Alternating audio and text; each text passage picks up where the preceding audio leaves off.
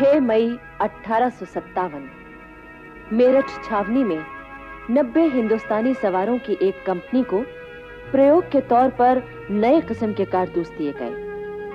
ये वही कारतूस थे जिनके बारे में कहा गया था कि इनमें गाय और सूअर की चर्बी लगी है। इन कारतूसों को दांत से काटकर चलाना था। 90 में से 85 सिपाहियों ने उन कारतूसों को इस्तेमाल करने से मना कर दिया।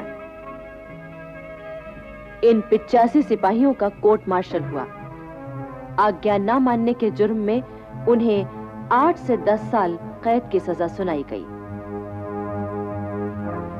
9 मई की सुबह उन 85 बंदी सिपाहियों को परेड मैदान में लाकर खड़ा किया गया।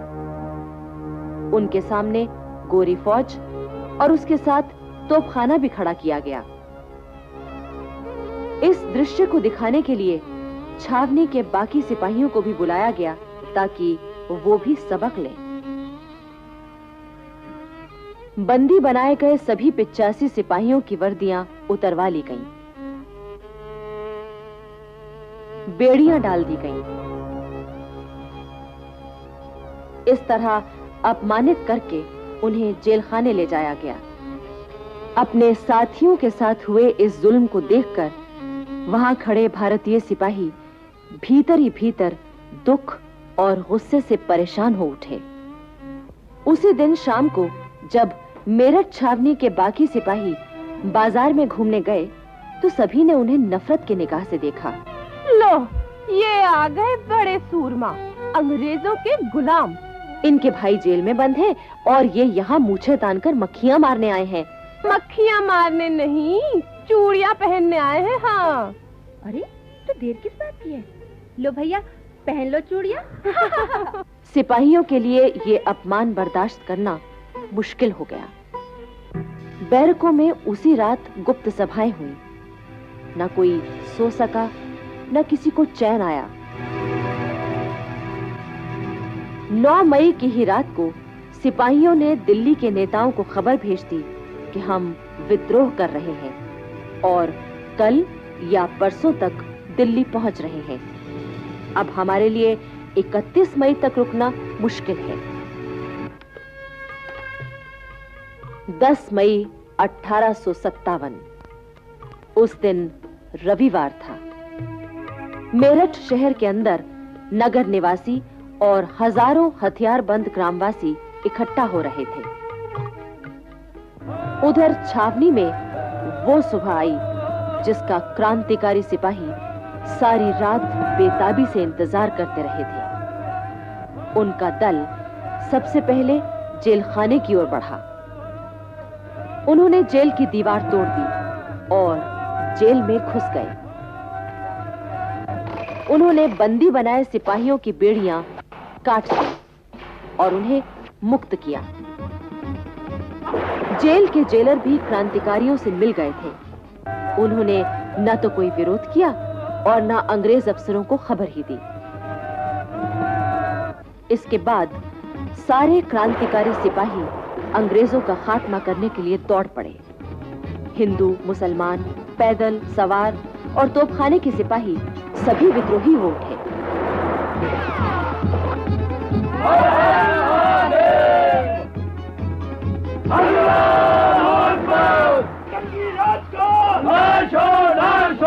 सब तरफ एक ही नारा गूंज उठा।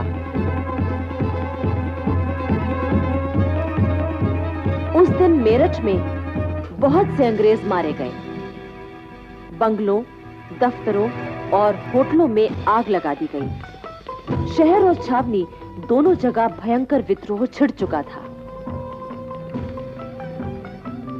तारों को काट दिया गया था और रेलवे लाइन पर क्रांतिकारी सिपाहियों का पहरा लगा था। 11 मई 1857 की सुबह 8 बजे क्रांतिकारियों का दल दिल्ली पहुंचा। वे 10 तारीख की रात को ही मेरठ से चल दिए थे। दिल्ली के क्रांतिकारी नेताओं को तो उनके आने की खबर थी, लेकिन अंग्रेज अफसरों को कुछ भी पता नहीं था। जैसे ही अंग्रेज फौजी अफसर कर्नल रिपले को खबर मिली वो 54 नंबर देसी पलटन को लेकर मुकाबले के लिए आगे बढ़ा। अपने भारतीय सिपाहियों को मुकाबले में देखकर मेरठ के क्रांतिकारियों ने हर हर महादेव, अल्लाह अकबर, अंग्रेजी राज का नाश हो, बहादुर शाह जफर की जय ऐसे नारे लगाए। अपने सामने खड़े आजादी के दीवाने सिपाहियों को देखकर 54 नंबर पलटन के दिल में भी राष्ट्रीयता जाग उठी। वे मेरठ के सिपाहियों से लड़ने की बजाय गले मिलने लगे। कर्नल रिप्ले ये देखकर घबरा गया। वो भागना चाहता था, पर क्रांतिकारी सिपाहियों ने उसे मार दिया। अब दिल्ली और मेरठ के क्रांतिकारी सिपाहियों ने कश्मीरी दरवाजे से दिल्ली में प्रवेश किया। उधर बहादुर शाह जफर और बेगम जीनत महल ने सोचा कि अब 31 मई तक इंतजार करना ठीक ना होगा। अगर अंग्रेजों को मौका मिल गया तो वो क्रांति को दबा देंगे। शाम तक मेरठ की पैदल सेना और तोपखाना भी दिल्ली पहुंच गया। लाल किले में पहुंचकर क्रांतिकारी सेना ने बहादुर शाह जफर के नाम 21 तोपों की सलामी दी।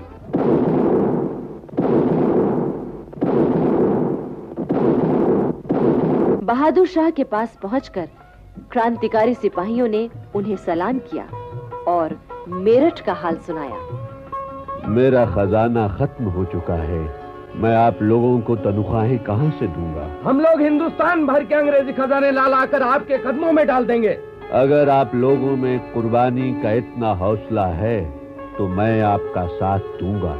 वैसे आप जानते हैं कि मैं बूढ़ा और कमजोर हूँ, इसलिए आपको अपना रहनुमा तो चुनना ही होगा। बहादुर शाह जफर की जय! बहादुर शाह जफर की जय! एक बार फिर लाल किले पर बहादुर शाह जफर का हरा और सुनहरा झंडा फहरा उठा। इसके बाद क्रांतिकारियों ने अंग्रेजों के तमाम खजाने, बैंक, इमारतें आदि अपने कब्जे में ले ली। जहां जो अंग्रेज मिला उसे कत्ल कर दिया गया। 11 मई से 16 मई तक दिल्ली में अंग्रेजों का कत्लेआम हुआ। दरियागंज के तमाम अंग्रेजी बंगले जला दिए गए। अब बारी थी दिल्ली के शस्त्र भंडार की, जिसमें करीब 9 लाख कारतूस, 10,000 बंदूकें और बहुत सा गोला बारूद था। यहाँ पर 9 अंग्रेज सिपाहियों का पहरा था। वे किसी भी हालत में ये शस्त्र भंडार क्रांतिकारी सेना को सौंपने को तैयार नहीं थे। आखिर क्रांतिकारी सेना ने उन पर आक्रमण कर दिया। वे 9 अंग्रेज सिपाही ज्यादा देर टिक न सके। उनमें से एक अंग्रेज सिपाही ने शस्त्र भंडार में आग लगा दी। इससे इतना भयानक विस्फोट हुआ कि वे 9 अंग्रेज सैनिक, 25 हिंदुस्तानी और करीब 300 दिल्लीवासी मारे गए। 16 मई 1857 को दिल्ली शहर कंपनी के हाथों से पूरी तरह आजाद हो गया और सम्राट बहादुर शाह जफर का शासन स्थापित हो गया। बहादुर शाह जफर ने सबसे पहले बरेली के बहादुर बख्त खां को सेना की कमान सौंपी और उसे प्रधान सेनापति बनाया।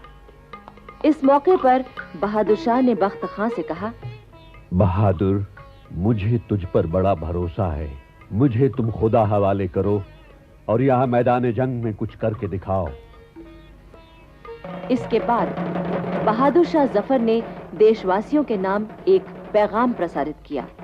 मेरी ये दिली ख्वाहिश है कि जिस कीमत पर और जिस जरिए से भी हो सके फिरंगियों को हिंदुस्तान से बाहर निकाल दिया जाए, लेकिन इस मकसद को पूरा करने के लिए जिस इनकलाबे जंग की शुरुआत की गई है वो तब तक फतेहयाब नहीं हो सकती जब तक कि कोई ऐसा शख्स जो इस तहरीक के तमाम बार को अपने कंधों पर उठा सके और तमाम कौम का नुमाइंदा कहला सके, मैदान में आकर इस इनकलाबी जंग की कयादत अपने हाथ में न ले ले। बहादुर शाह ने यह भी ऐलान किया, अंग्रेजों को मुल्क से निकाल दिए जाने के बाद अपने जाती फायदे के लिए हिंदुस्तान पर हुकूमत करने की बाखुदा मेरी जरा भी ख्वाहिश नहीं है। याद रखें, खुदा ने इंसान को जितनी भी नेमतें अता की हैं, उसमें सबसे बड़ी बरकत आजादी है। इसलिए हमें हर कीमत पर अपनी आजादी की हिफाजत करनी है। मैं खुदा को हाजिर नाजिर जानकर आपसे ये भी वायदा करता हूं कि मुल्क से अंग्रेजों के निकाल दिए जाने के बाद मैं अपने तमाम शाही अख्तियारात कौम के उस शख्स को सौंप दूंगा जिसे आप लोग चुनेंगे। क्रांति की चिंगारी सारे देश में फैल चुकी थी। दिल्ली के सेनापति ने तमाम देश के बहादुर फौजों को संगठित करने के लिए खत भेजे। उन खतों में लिखा गया था, भाइयों, दिल्ली में अंग्रेजों के साथ जंग हो रही है। खुदा की दुआ से हमने अंग्रेजों को जो पहली शिकस्त दी है, उससे वो इतना घबरा गए हैं जितना किसी दूसरे मौके पर इन शिकस्तों से भी ना घबराते। बेशुमार हिंदुस्तानी बहादुर दिल्ली में आकर जमा हो रहे हैं। ऐसे मौके पर अगर आप खाना वहां खा रहे हैं तो हाथ यहां आकर धोइए। शाहों का बादशाह जहां पना हमारा दिल्ली का शहंशाह आपका इस्तकबाल करेगा और आपकी खिदमत का सिला देगा। हमारे कान इस तरह आपकी तरफ लगे हुए हैं जिस तरह रोजेदारों के कान अजान देने वालों की तरफ लगे रहते हैं। हम आपकी तोपों की आवाज सुनने के लिए बेचैन हैं। हमारी आंखें आपके दीदार की प्यासी उसी तरह सड़क पर लगी हुई हैं जिस तरह कासिद की आंखें लगी रहती हैं। आइए, आपका फर्ज है, फौरन आइए। हमारा घर आपका घर है।